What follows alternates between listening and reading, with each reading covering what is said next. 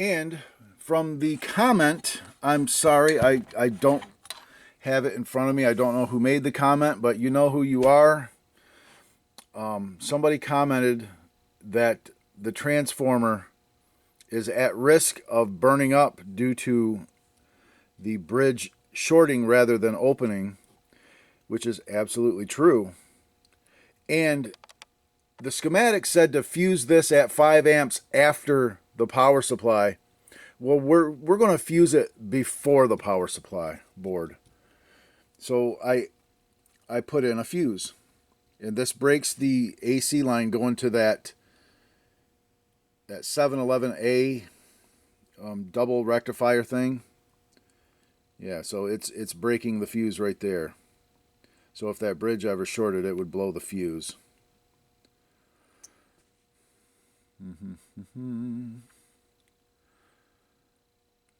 Yep. Excellent. Yeah. And I'm going to make sure that that is also breaking the line that goes to the 5-volt the 5-volt regulation circuit as well. One of the legs, one of the 20-volt legs goes both to the 5-volt circuit and to the ground circuit, the reference circuit. So I want to make sure that I'm fusing that lead. That would be the hot lead. So I want to make sure that I'm fusing that lead. So hopefully I got it right on the first try and I don't have to change it. But if it's the other lead that goes off to the 5-volt regulation, then I'm going to change it and fuse that one instead. So all right. Actually, this will work just fine because both of the leads get rectified and go over to the 5-volt the 5-volt circuit. You see both of those leads go in right here and here. Okay, these two blue wires right here, and they are both rectified by these 1 amp rectifiers right here. Both of them are. And then they dump over here, go through this resistor, and then go off. So this will work just fine fusing it, just like this. So we're going to put this back into here. Before I do, I am going to have to drill a hole in here to mount this. So let me do that.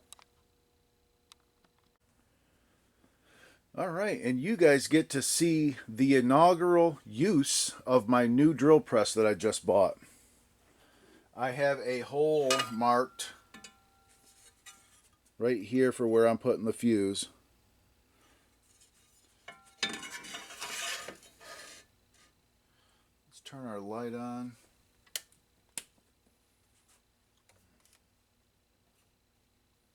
This thing's pretty badass. Anyway, we're going to get this thing lined up decent. Just like that. Turn it on. I got my glasses on, of course. And let's drill it on down.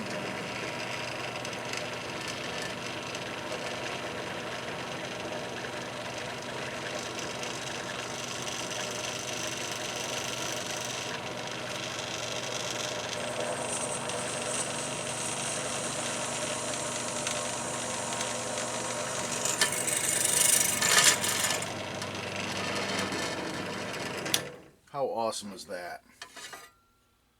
Boom. New hole. New hole drilled. Now what I'm going to do is I'm going to put a bigger drill bit on, and I'm going to turn it around, and I'm going to chamfer that hole. So let me go ahead and switch this over. This thing's awesome. So we'll just go with a much bigger bit. Like this.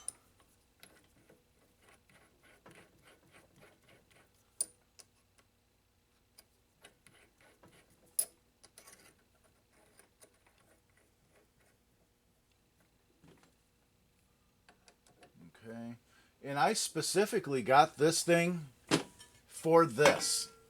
You know, for doing stuff like this where I have to modify something like this, it's just so much easier to use a press. Plus, if I ever have to drill, say,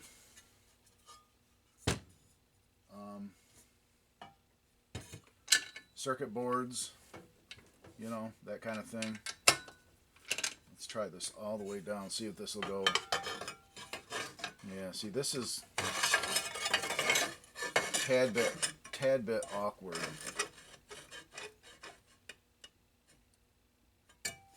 Yeah, let's do this. Let's just swivel this up out of the way. And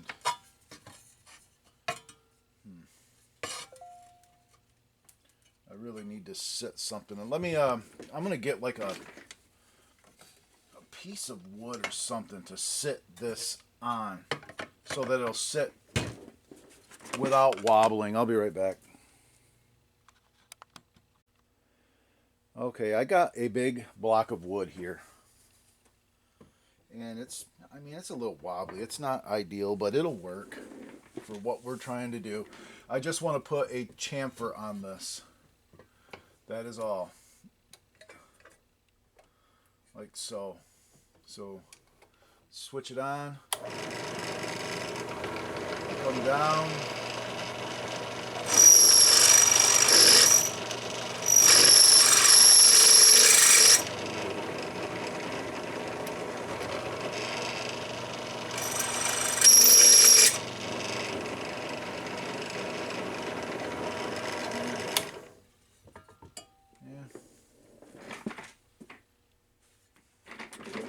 I think a beveled screw will go in there nicely, because I want this to be able to sit flat. So I put a chamfer on there, and I'll put like an angled screw in there to mount that thing. That should work good. Excellent. Okay.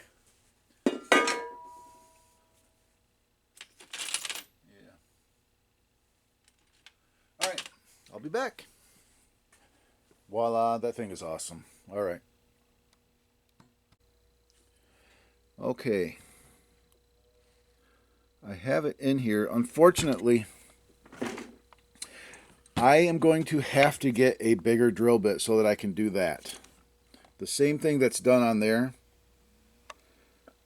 I need to do here so that I can recess this nut in here. Because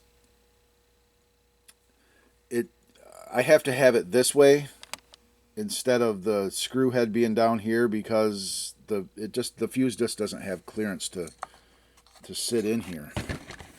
You know, that has to be flat like that so that the fuse can go in. So I am going to have to get a bigger bit, like a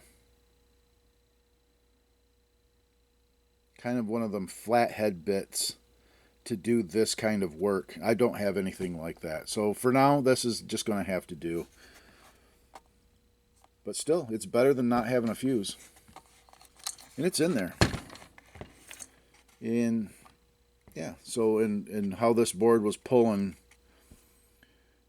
over 5 amps, I think you could use probably put a 7 amp fuse in there. Be good. Yeah. Excellent. So I'll do that. I'll grab a 7 amp fuse, pop in there, and then I'm still waiting for these parts. This thing will be good to go. Alright, and I just got my Mauser order for the power supply and a couple extra things I bought. I bought some 10 microfarad 10 UF at 50 volt axial aluminum capacitors. I actually bought 50. There's the Mauser part number if you're interested. You can pause it, and those are the 10 mic axials that I use at 50 volts. Okay. Here is bridge rectifier. This is a bridge rectifier that'll work in like Atari and stuff like that. This is what it looks like. That's the bridge.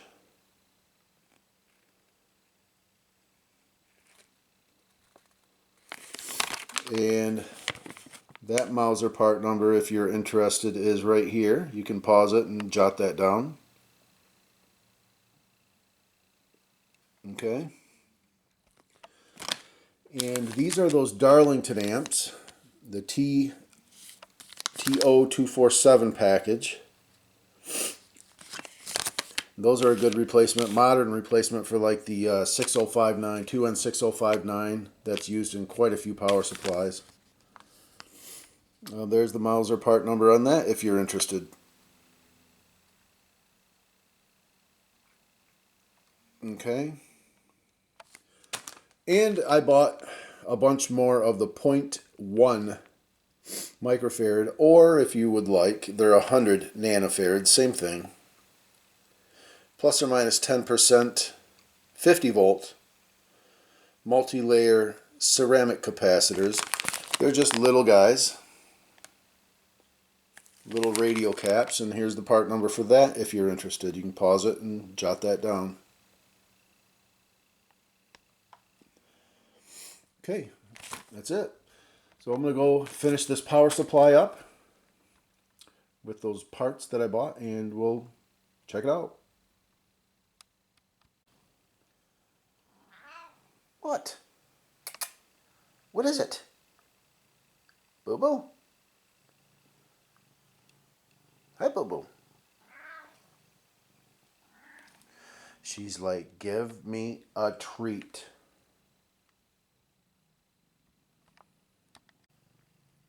You want a treat?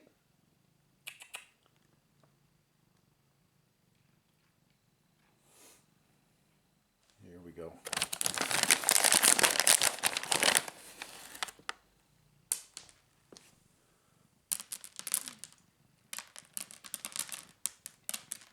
And the vacuum cleaner goes to work.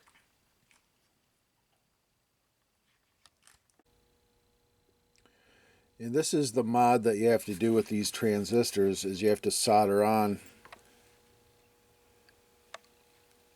these pins so that you can hook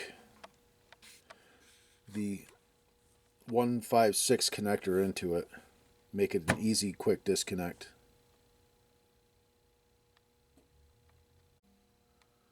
Alright, back to this guy. And I got these mounted in here nicely. Plenty of heat paste. Heat thermal paste. I got the hole drilled for the bridge, but I'm one short on these things. So I need one more of those, and I need a 8x32 screw to mount this thing. Screw and a nut. This is all I could find, was an 8x32 carriage bolt and a wing nut. That's not going to do. I need an actual 8x32 screw with a Phillips head, about, I'd say maybe ½ inch at the most. And I can use these lock washers though, that's fine. I only need the one, the gold one on there. And then I can paste this thing up and mount it on there. Crimp one of these on there, and then when I get my cap, mount the cap in here. Mount the cap in there, and then hook these two guys up to the cap, and this thing will be done. Be nice. I really am happy about how this came out. This is really nice how these done. Yeah.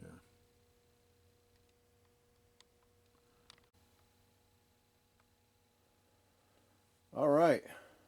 Well, I found the terminals and a screw to mount that bridge rectifier. And I'm using the old original cap. I got it in circuit. And I went ahead and plugged it in because I wanted to try it. No load. And right now it's regulated at 5.10, which is good.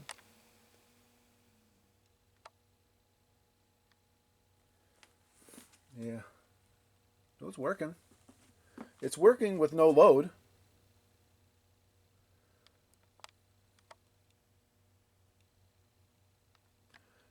see as soon as I put a load on it, see what happens.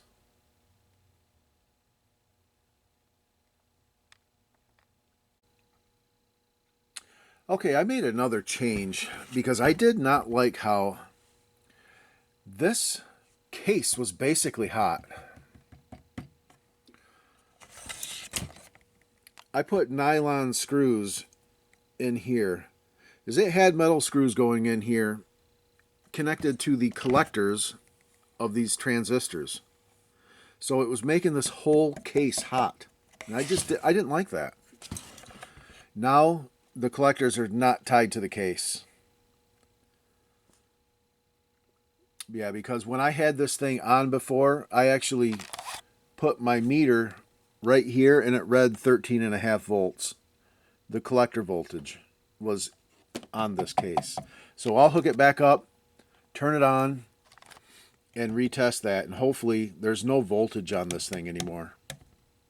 So there was current going out onto this. I don't know if it doesn't really have a ground path, but I wanted to eliminate that.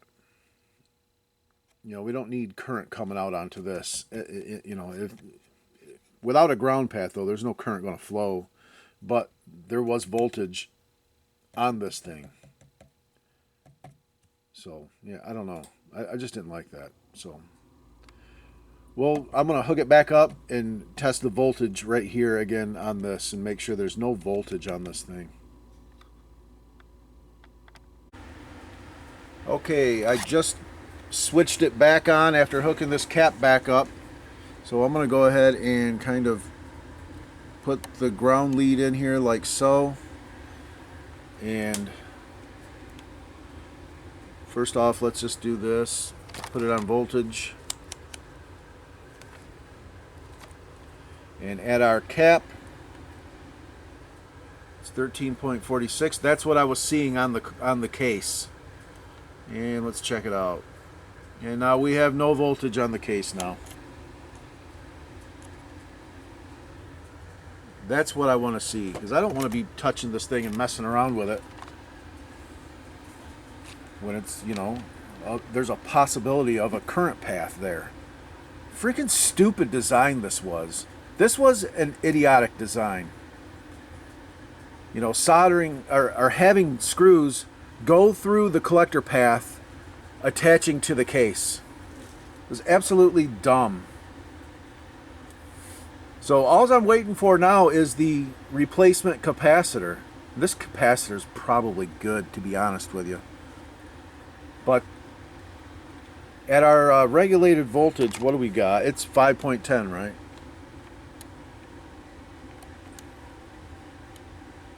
I don't know if that's connected. Yeah. 5.07. That's good. And we have to put a load on it and see what happens. Editor's note. I'm kind of proofing this video and it just hit me. I was just going off on this rant on the video about this being a bad design because the collector is basically shorted to the case, making the case hot. And it absolutely was hot.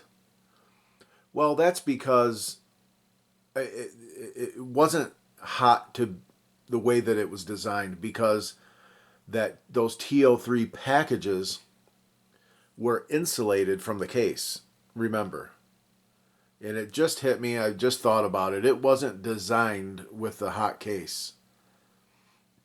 The TO3s were insulated against the case, so they weren't, the screws never were in contact with the case before. But they sure were after I put those metal screws back in with no insulation between the screws and the case. So, yeah, not good. Flat out dangerous. But I got it remedied with the nylon screws. So, yeah, so that was actually an oversight on my part, putting the metal screws back into the thing without them being insulated against the case. So yeah. But We got it right. Okay, back to your regularly scheduled program. And by the way, you can see on the bridge rectifier there, I cut off the positive terminal as to not have any confusion about where to hook stuff up. So all you're using there are the two AC inputs and the negative terminal. That negative terminal is setting the ground reference for this power supply. Yeah. That's it. So I'll put a load on this thing and we'll see what happens. Okay, so I have a 1 ohm load. So that's going to pull 5 amps out of this thing. 1 ohm, 5 volts, VIR. I is V over R. 5 over 1 is 5 amps. Ohm's law. And I've got this hooked up, and I don't know exactly which side is negative on this, so this might come up as a negative voltage. Just disregard that. I don't know which side is actually negative and which is positive on that, and it really, I don't care. It's just, I'm curious to see what that is going to say. So let's go ahead and switch this thing on. And it is on. And we're looking 482. 480, and I can adjust this. There are adjustments on here. And I'm not going to adjust it right now. I'm going to wait until this thing is actually on the board. But yeah, that is awesome. That's a total success.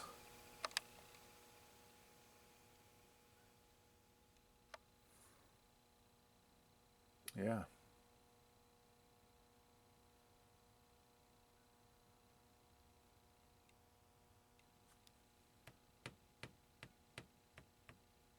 Yeah, she's getting warm.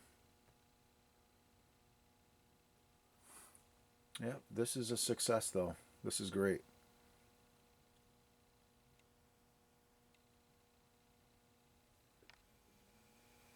Very good. I'll go ahead and put this away and just wait for that new cap. We'll put the new cap in it.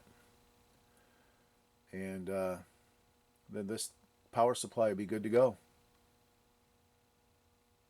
Nice redesign with some modern parts and a little smarts. Modern parts and a little smarts. And a 5 amp fuse. I wonder if that thing's getting a little warm. No, it's a 7 amp. I put a 7 amp fuse in there. That's right. All right. Successful.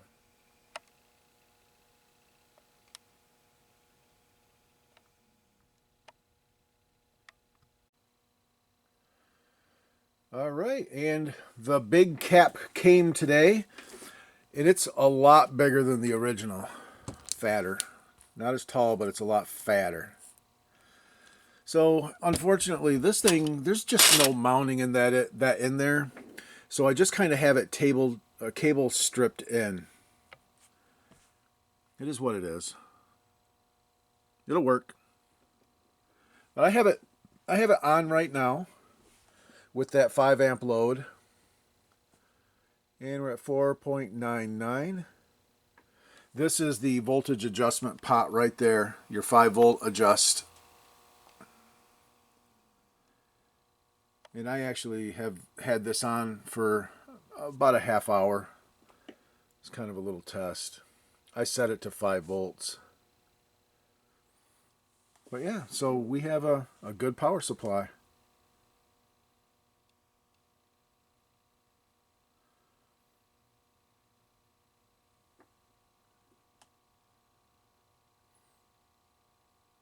And rebuilt and reimagined a little bit. Yeah. Now this thing kind of looks like a cluster, but it's not like it used to be. Used to be pretty inserviceable.